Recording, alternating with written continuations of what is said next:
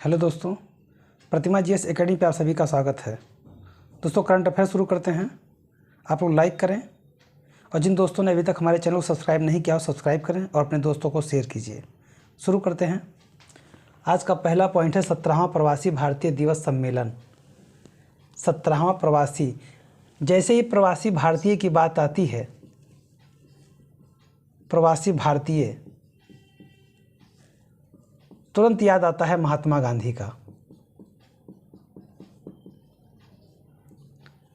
महात्मा गांधी 21 वर्षों के अंतराल पे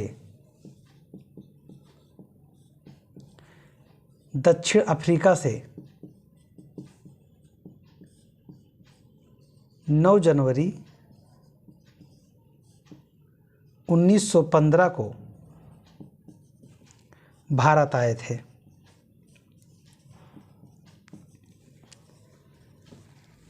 अब इस डेट को कैसे याद किया जाए, इस डेट को कैसे सजोया जाए, इसे अटल बिहारी वाजपेयी की सरकार ने 2003 में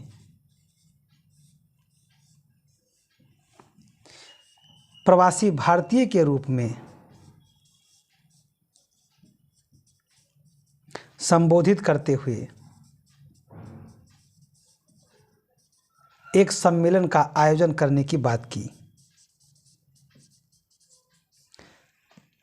एक सम्मेलन, एक ऐसा सम्मेलन कि महात्मा गांधी के यादों को ध्यान में रखा जाए, उनके यादों को सजोया जाए, साथ ही साथ कर्मभूमि कहीं भी हो, पूर्वजों की जन्मभूमि, अपनी जन्मभूमि, अपना देश, उसके लिए कुछ भी कर गुजरने का एक जज्बा पैदा करने वाला यह सम्मेलन 2003 से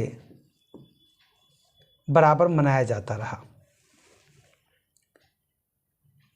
2003 से यह प्रत्येक वर्ष 9 जनवरी को मनाया जाता था और यह क्रमशः चलता रहा। लेकिन 2015 में उस समय विदेश मंत्री थीं दिवंगत सुषमा स्वराज जी।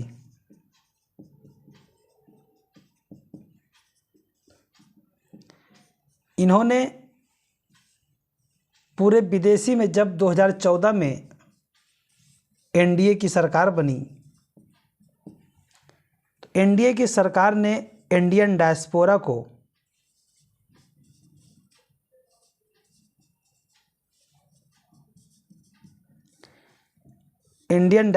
को भारत में आकर्षित करने का कार्य करने लगे।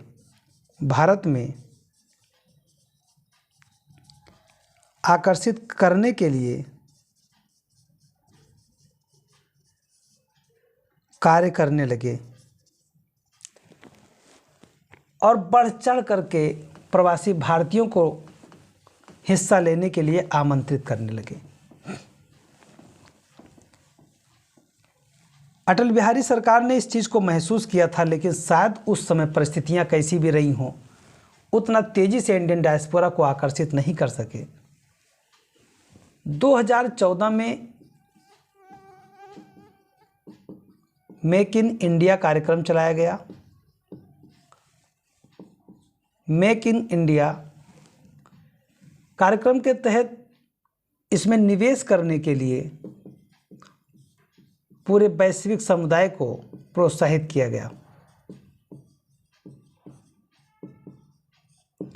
वैश्विक समुदाय को प्रोत्साहित किया गया और उसमें सबसे ज़्यादा योगदान भारतीय मूल के नागरिकों का था।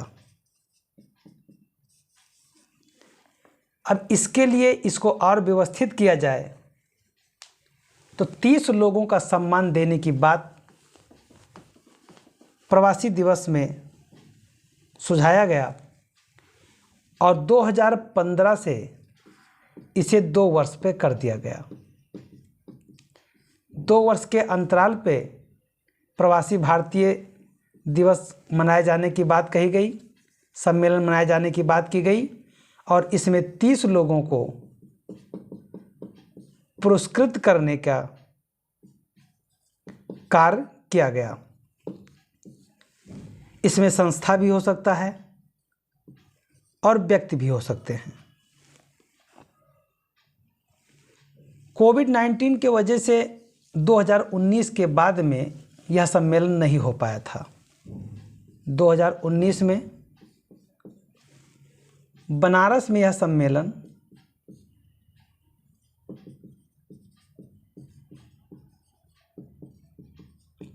आयोजित किया गया था।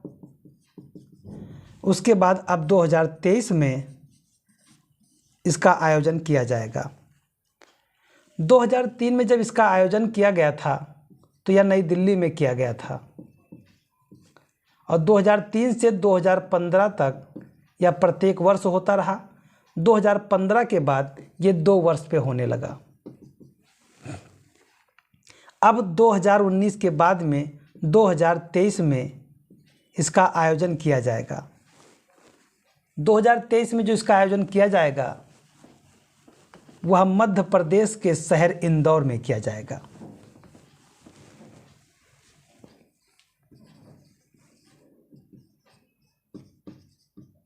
मध्य प्रदेश के शहर इंदौर में किया जाएगा। 8 जनवरी से शुरू होगा, 9 जनवरी और 10 जनवरी। 8 को शुरू होगा, 10 को समापन होगा, 9 को प्रवासी दिवस मनाया जाएगा। 8 जनवरी को युवा प्रवासी दिवस मनाया जाता है।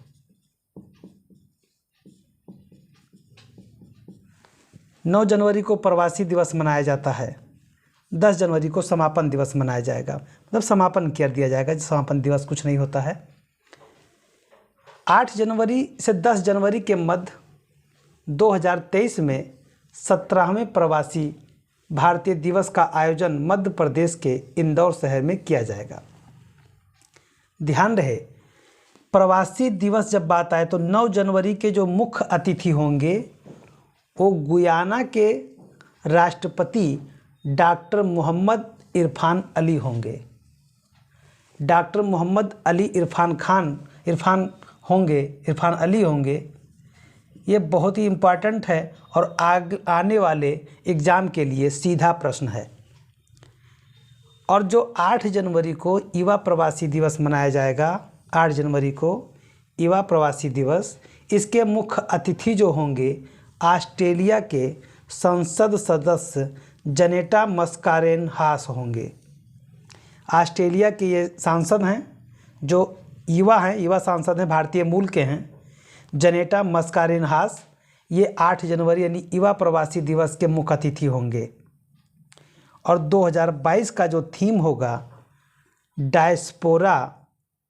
डायस्पोरा अमृतकाल में भारत की प्रगति के लिए विश्वसनीय भागीदारी, ये आपकी थीम है।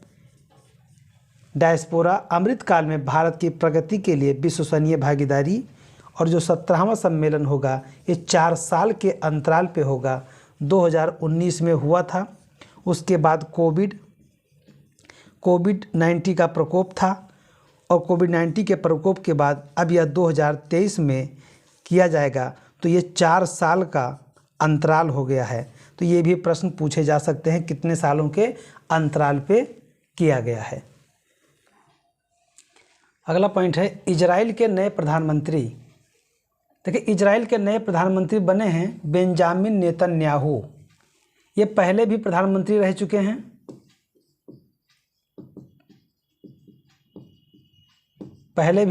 हैं।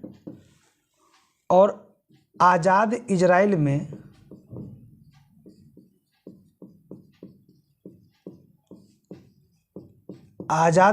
में जन्मे पहले प्रधानमंत्री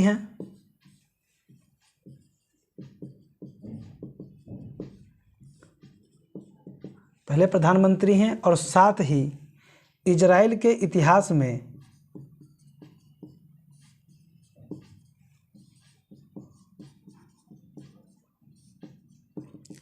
इतिहास में सर्वाधिक समय तक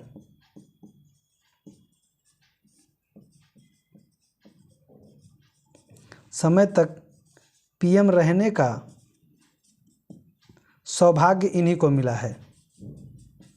यानी सर्वाधिक समय तक ये पीएम रहे हैं।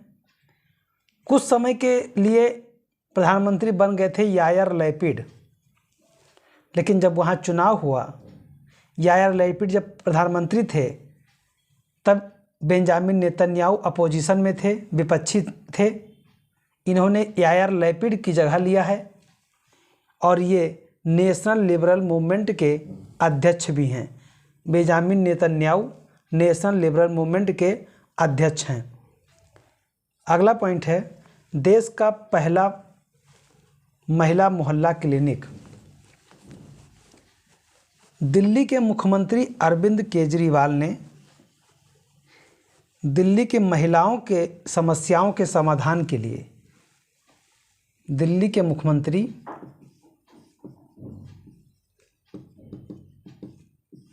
श्री अरविंद केजरीवाल, इन्होंने दिल्ली की महिलाओं के लिए, कई बार ऐसा होता था कि महिलाएं अपने कुछ ऐसी बीमारियां होती थीं कि डॉक्टरों से नहीं कह पाती थीं, शर्माती थीं और कोई बात था, लेकिन अब दिल्ली में महिला मोहल्ला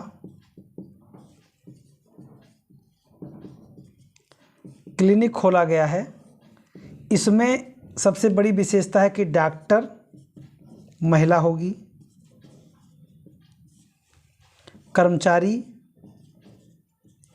सारे कर्मचारी महिला होंगी और दवा भी महिलाओं को दिया जाएगा, और वो भी सभी जांच के साथ मुफ्त में। जांच भी मुफ्त होगा, दवा भी मुफ्त मिलेगा, महिला कर्मचारी होगी, डॉक्टर भी महिला होंगी और महिला मोहल्ला क्लिनिक का नाम भी होगा। अरविंद केजरीवाल ने पूरे दिल्ली में 100 महिला मोहल्ला क्लिनिक खोलने का आह्वान किया है और 4 क्लिनिक अभी तत्काल खोले जाएंगे। बाकी जो 96 और होंगे वो धीरे धीरे खोले जाएंगे। यानी कि महिला मोहल्ला क्लिनिक जो है, ये 4 महिला मोहल्ला पहले खोले जाएंगे और बाद में 100 तक बढ़ा दिया जाएगा। इसके पहले आम आदमी मोहल्ला क्लिनिक, इसे केजरीवाल सरकार ने खोला था। वर्तमान में पूरे दिल्ली में 521 आम आदमी मोहल्ला क्लिनिक चल रहे हैं। इसमें महिला, पुरुष या कोई भी, सभी का इलाज मुफ्त में होता था। दवा भी मुफ्त में मिलता था, जांच भी मुफ्त में होता था। लेकिन केजरीवाल ने कुछ महसूस किया महिलाओं की स्थिति को और अब महिलाओं के लिए स्पेशली व्यवस्था किया है महिला मोहल्ला क्लिनिक का। ये अच्छी पहल मानी जाएगी और मुझे तो लगता है कि देश के सारे प्रांतों में इस व्यवस्था को लागू करना चाहिए। 521 आम आदमी मोहल्ला क्लिनिक चल रहे हैं जिसमें सबको मुफ्त इलाज दिया जाएगा। अगला पॉइंट है पर्यावरण निष्पादन सूचकांक 2022। देखिए, पर्यावरण निष्पादन सूचकांक 2022 विश्व आर्थिक मंच के सहयोग से एल और कोलंबिया विश्वविद्यालय ने जारी किया है। इसमें 180 देश को शामिल किया गया। 180 देश में भारत को